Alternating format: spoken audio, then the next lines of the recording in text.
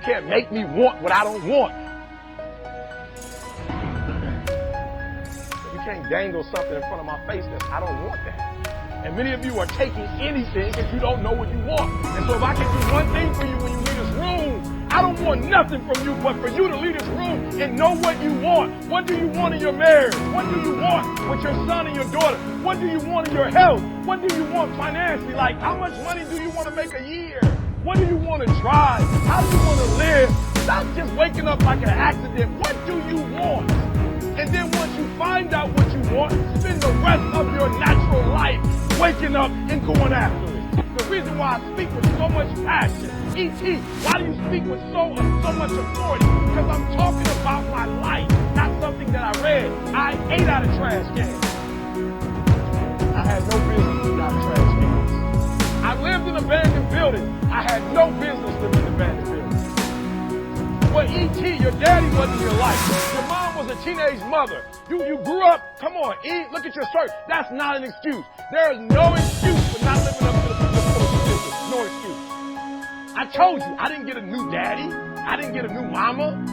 What changed? I changed. And I stopped being a victim. I stopped saying, I've got to wait for good things to happen to me. And I said, I'm going to grind.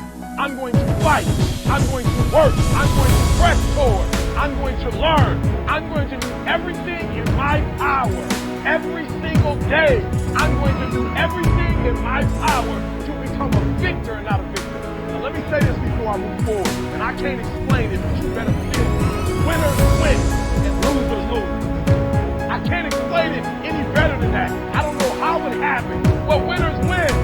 And if you create a culture of losing, if you keep being a victim, if you keep letting losing happen to you, if you keep letting people do you and treat you any kind of way, it's going to become a culture. I tell y'all, I'm not from New Zealand. I'm not from New Zealand. But I know about, let me say it this way so I can help you. I know about what team. I've never seen All Blacks play a day in my life. I've never been to the stadium. Where's the stadium? Help me out. Where's the stadium? Okay, I'm going to see what you shoot out there. I've never been to the stadium. You're like, Eric, the stadium? That's Hobbit. That way, Eric. That's not the stadium. The stadium is this stadium. I've never been there a day in my life. And if you watch some of my videos, I have All Blacks in my videos. Why? Because they're what? They're winners. And when you're a winner, you don't even stay in your own little town. When you're a winner, winning spreads. So everybody, I got videos where I'm like, y'all, I don't really know how to show my passion. Somebody said, get the All Blacks. I'm like, yep, that's what I need, All Blacks.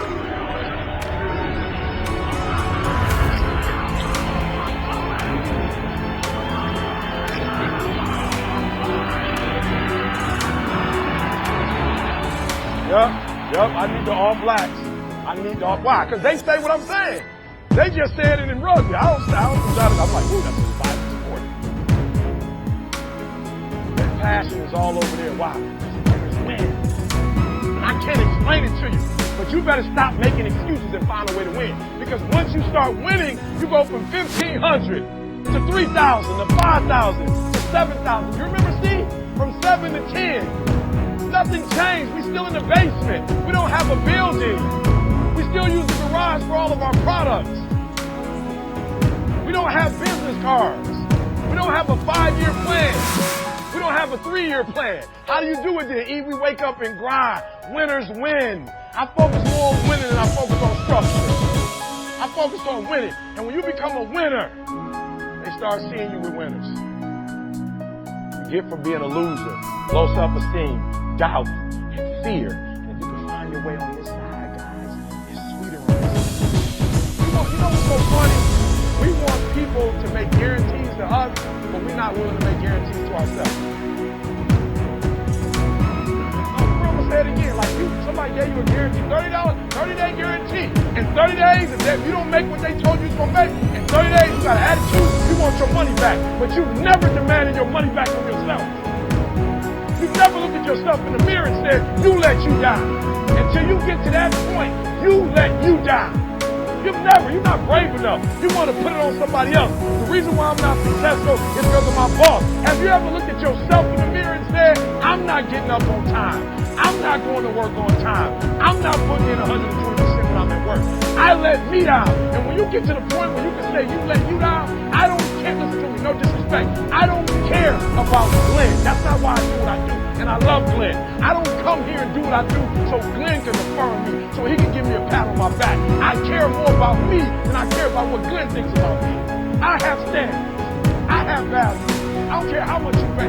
If I speak at an elementary school for $300, I chose to do that for $300. If I chose to speak at a prison for free, I chose to do that. And I will not go in there giving those prisoners less than what somebody pays me $100,000. Why? Because I value myself enough to give 120% or don't do it. And that's the problem with some of you. You always want to blame other people. You always want to hold other people to the fire, but you're not holding yourself to the fire.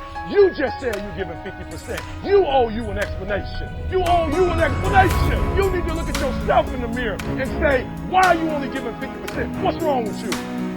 You need to put yourself on punishment. You need to tell you no more TV, no more snacks, no more desserts, no, we working out now. No more alcohol, not right now. I can't handle it right now. You need to tell you that you owe you something. Stop going back to, you keep going to the mall with the receipt. This is what y'all said it was. Glenn, you didn't do what you said you was going to do. Well, you didn't do what you were supposed to do, so how am I going to do what I was supposed to do for you? You walk out of this room, you owe yourself. I didn't get here making excuses. So what my father was in my life? The truth of the matter is he never comes. But I'm going to wait for the rest of my life for my man to come. He ain't coming. I live in America. I'm an African-American male. They don't treat us the same. It's something called racism. I ain't going to cry about it. It's probably going to be racism to the day I die. But I'm not going to cry about it. I'm still going to be a millionaire. I'm still going to be one of the top motivational speakers in the world. No, I didn't grow up on that side of the town. No, my mama don't have no network. No, I don't know a whole lot of people. No, I'm not at a country club. No, I don't play golf, and I don't plan on playing no time soon. But I'm still going to be successful. I'm still going to get to where they are. Why? Because I owe it to myself. Can't nobody stop me but me. You need to get rid of them excuses. You need to stop pointing fingers at people. You need to stop pointing fingers at yourself. What did you not do?